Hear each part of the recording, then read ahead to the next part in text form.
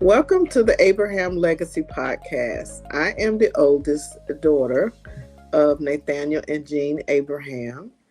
And let me introduce you to my siblings here today. We have my brother. Hi, I am Nate Abraham Jr., the second oldest. And I And am Tanita Abraham, the baby girl. all right, let me remind you, since you're joining us, if you've been following us, you probably know this is our fourth podcast. And just as a reminder, if you like our content, please also like, subscribe, and comment too, so that we kind of get a feel for what you're getting out of our podcast. We're enjoying doing this, but we want to also thank you in advance for those of you who have followed us and have commented and have texted us in the meantime. But also, we definitely need you to subscribe, okay? But on today's podcast, our topic is going to be teaching entrepreneurship as a mindset, not necessarily as a business. So I wanted to open up our conversation today and ask the two of you your thoughts on that. What I really want to ask is, do you think entrepreneurship is taught or caught? Well, I don't know if something you can be taught. I think some aspect has to be within you from the beginning. So there's some of it has to be there. Education can help, but it has to be something that's a part of you. I Okay. agree. I agree. Um, Not everybody is made to put up with some of the things entrepreneurship brings on a long term.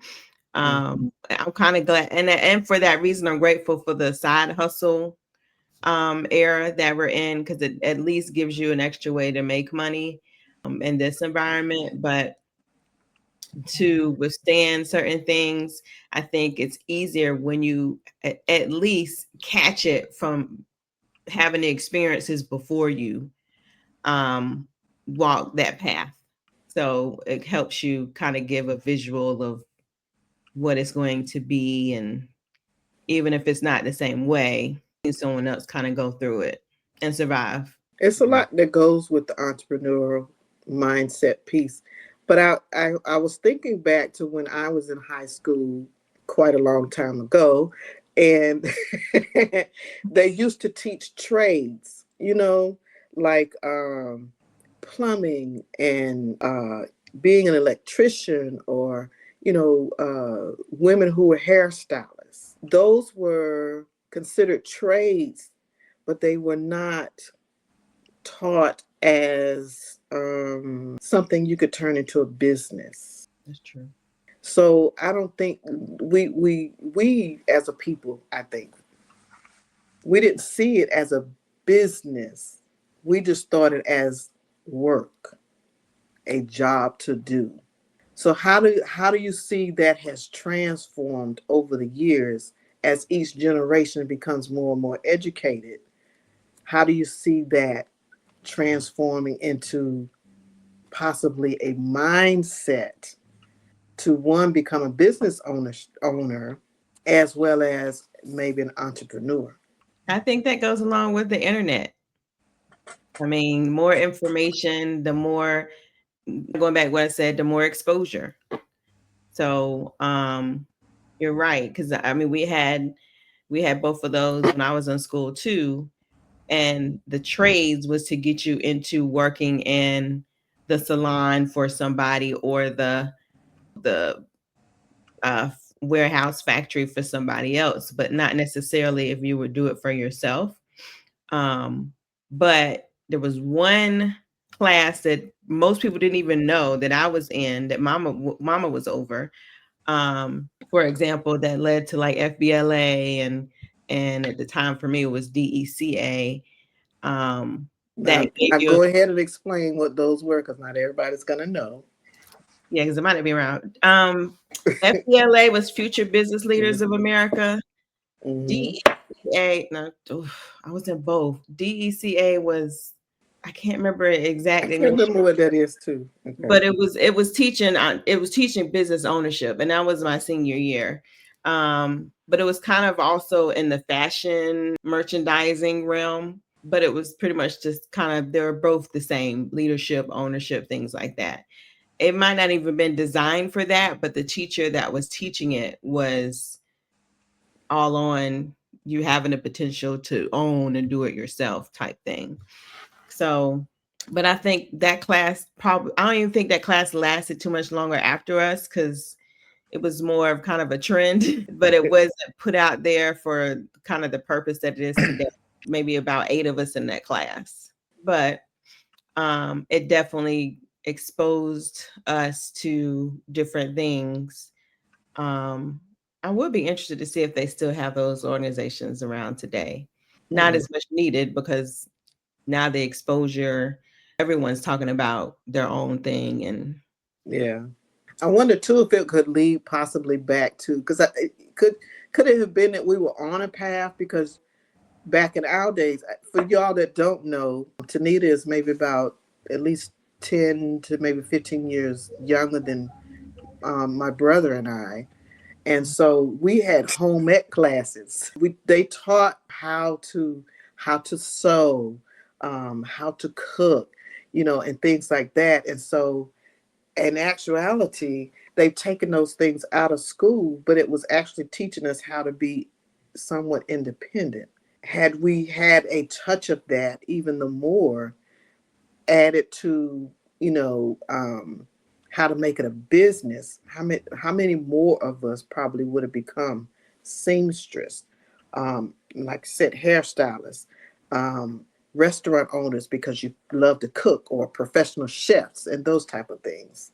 Because I know I took home ec, I took sewing, but I had no interest in, it was just for knowledge for me to know how to do. You know what I mean? But they don't have that anymore. But you have that now necessary as things are changing and you're getting more technical. We still need to have those self-sustaining gifts and talents. What are your thoughts? Well, when I was in middle school, our favorite class was it was called Money and Jobs. Oh, Mr. Robinson taught it.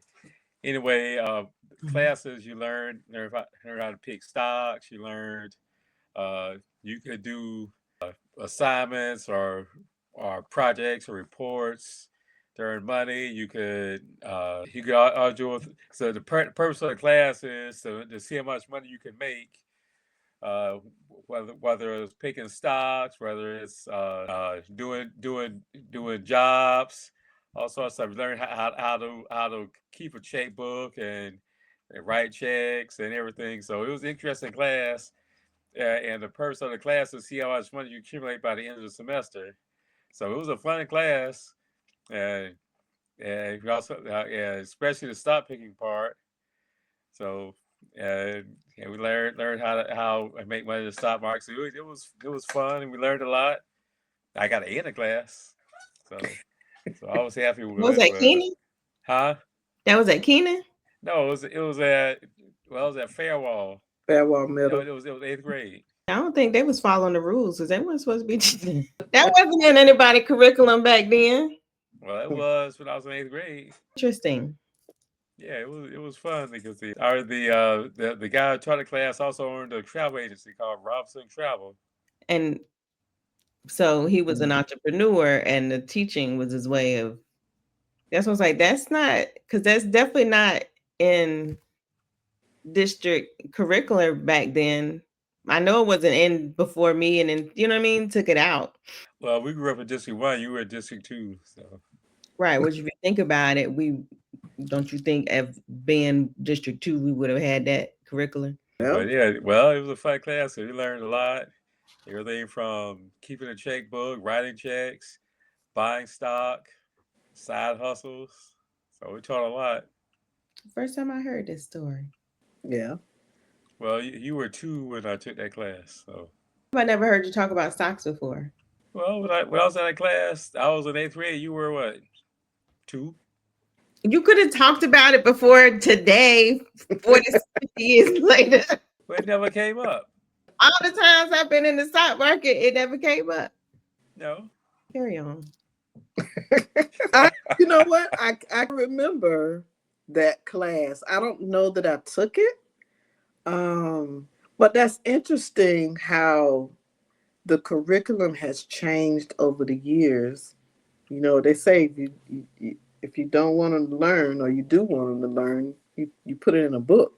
But that is interesting because how do you think today, because we lost a lot of those classes that would have introduced us to other ways or other possibilities of earning income rather than teaching us and training us to prepare to become employees? Well, I think that class should be brought back. For sure. Yeah. Well, I think it goes back to the narrative, especially that started, especially in the 80s and 90s, of kind of widening the gap of the workers versus the owners, to keep, let's say, the balance of the system from the powers that be. Because if everyone becomes an entrepreneur, then the W-2 income is coming from where? But it is interesting even to see it now, because that was also before even a transition when it came to sewing. It was the time where the sewing machine wasn't invented yet. So you started doing stuff by hand to the sewing machine to now you can 3D image, stuff like that. So more and more, I think the version of those things are going to look a lot different, especially in this tech era. Well, I guess saying the era is this way of life we're about to go and we're heading towards anyway. I'm just wondering if one day, let's say our grandkids lose a button, are they fixing it or is a robot fixing it? Yeah. Might not even have buttons. Might not have buttons. Might be Velcro. Yeah, because I just had this image of losing a button, and I'm talking to my robot attendant, said, "Hey, can you sew this?" And I'm thinking, I don't know that they've been developed to that degree to do those of a task. So we as a people will probably still need to know the basics regardless. I would say yes, but no, it might be a time where, depending on your economic situation, but I mean, it's right now the robot is basically going to be the new computer. So, and it probably would be able just to go to ChatGPT or something and figure, you know what I mean? Who knows what it's going to look like, but training it now is the new internet. So whether it has it before, it's like, hey, I need such and such and such. As I showed you on the other night, it'll come, oh, this is what you need. So we're definitely in an age where technology, robotics is more taking over a lot. So how we as individuals, how are we preparing for that? For me personally, it's been very challenging to try to embrace all the innovations that we're being exposed to. What are your thoughts? Hey, I was curious because I saw your article that you wrote, that you posted, or was an article or comment that you posted about the kids in that competition. So at least it kind of made me think from the standpoint of watching them come up in this. I'm kind of curious in your opinion on where we are now. I can't imagine you saw this coming to this level. That was what 14, 11 years ago. It was a programming competition.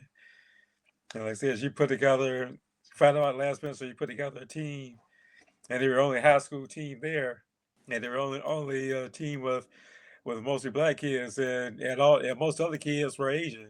And there were a few teams. There were a few teams that had white and Asian kids on it, but most other teams were Asian kids. So that's what I thought was kind of odd. I said, well, we got to say basically we got to get on the ball. That's because we want the future, want our American kids are to be competitive. So we have to embrace it. Make sure our kids embrace it. So they grew up being around tech, so that's something they did naturally anyway. But we need to have more kids into coding and hacking competition, that sort of thing. I remember even with TJ, with my son, he was maybe 5, 6 years old, and he would take even the simplest of things, and he would like, I remember he took a toilet tissue roll one time and he started playing with it, and next thing you know, he created a animal out of it. And he would take sticky notes and he would start drawing, and in his mind, I'm watching this, and the next thing you know, he's doing an animation on a sticky pad. So I noticed early on, just like you were saying, Nate, even with your kids in the tech piece, I noticed even with TJ in the creative spaces, in the arts, that he was heading in that direction. And I had no, it was interesting for me to try to figure out where to channel that energy to, because I wasn't seeing it much in our community. T, did you experience some of that even with Jonathan? And I think it goes to, I also like what's the word I'm trying to look for? The evolution of TV, if you will. Especially thinking about it today. Now a baby will sit in front of a TV, Yeah. and between Dora and Blue's Clues or whatever, they are all educational in a sense, where our cartoons was Bugs Bunny, and you know what I mean? If you kind of think about it from that standpoint, Yeah. wait a minute. So our cartoons was pure entertainment, where now what do we have? Sesame Street, maybe? Yeah. The muscle dude, whatever, to play with the mannequins, those little bit of things, but not every, which is good in a sense. Everything that I see kids now looking at all the time, they're always doing stuff, whether it's watching it on a cartoon and learning from that direction, or in one of the games. All of those are learning games. So it kind of makes me think a little bit deeper when I'm saying people need to get these iPads out of their kids' faces. At least they're doing something that's teaching them half the time that they're watching, compared to the Tasmanian Devil or Yosemite Sam cursing all the time. Hey, I like Yosemite Sam. I did too. Don't get me wrong. I loved all of them. And the Road Runner too. Mm-hmm. Yeah. And that stupid coyote, and but it does. It just, I don't know, just kind of triggered that thought of maybe that was the shift. Because it was definitely making us aware of something coming. Like I one of the things I've questioned even in the last few years, like you were saying, all the babies now have these gadgets in front of them, and you wonder, it's taking so much of their attention, but at the same time, it has definitely prepared them for what we're entering into. They're not going to be afraid of the technology. But I, as an entrepreneur, I'm looking at like, so how do we shift the participation of it to having them be the innovations of it? You just have to get them more involved in those types of activities that are in a community type scenario, like the robotics club, like with Brianna and with Nate's kids. Those types of things, at least two things. It takes them away from just the screen and puts them in an environment that they're comfortable in, with like-minded kids to kind of come up in that, so they still have that personal touch, just like we talk about with AI. There's AI by itself, and then there's AI with the you factor in it. And I think that's the real direction that everybody wants to go, because the more we come away from that human side of things, eventually at some point that's going to cause a lot more crashing out and things like that because people don't know how to interact with each other.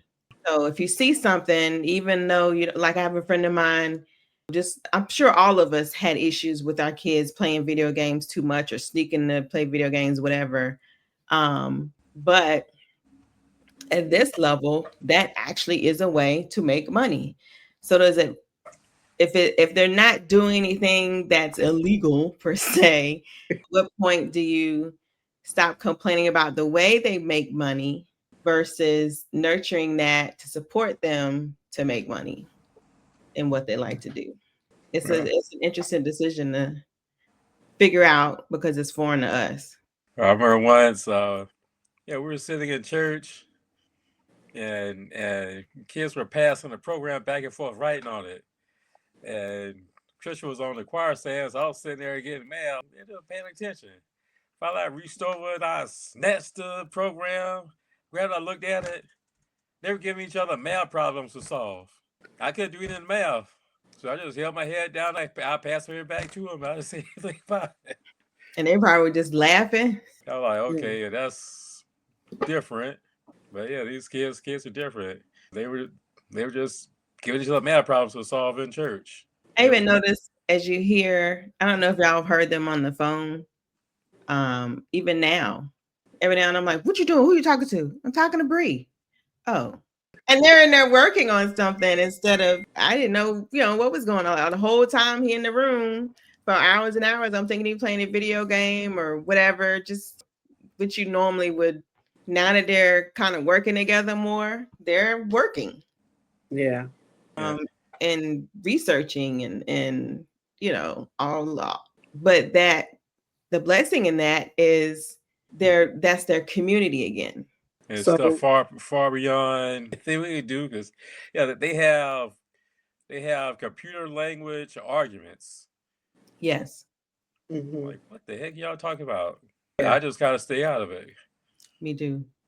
Yeah, it's their own world, So I even though one of the things I was thinking about as we forged on this new interaction with the generations, with us, as well as with them, they're finding a niche, a way to fit in, a way to be able to participate in what's coming. And I think that's what excites me. And just knowing that they've taken the challenge and they found their place. You know what I mean? I'm excited to see what they come up with. Y'all stay tuned too, because they're doing some things. And like Nate, I'm glad you mentioned that. I don't know, first episode or pre-episode, or pre-podcast, how bringing it all together. I was told you I was on a podcast the other week, bringing it all together. Oh, your mom had a computer lab, and yeah, they were sitting in there and paying, and you just never know. But that was their exposure. So where our exposure was, or at least for me, was standing outside in front of Kroger and selling newspapers, or sitting in the back seat of the car listening to, what's the guy named Russ Parr, to thank God the CD Walkmans came out or headsets came out. That was the exposure of what you did for a living back then, carried on to when the kids came around. Mama was teaching computer lab. I was already in that realm of learning the computer and stuff like that.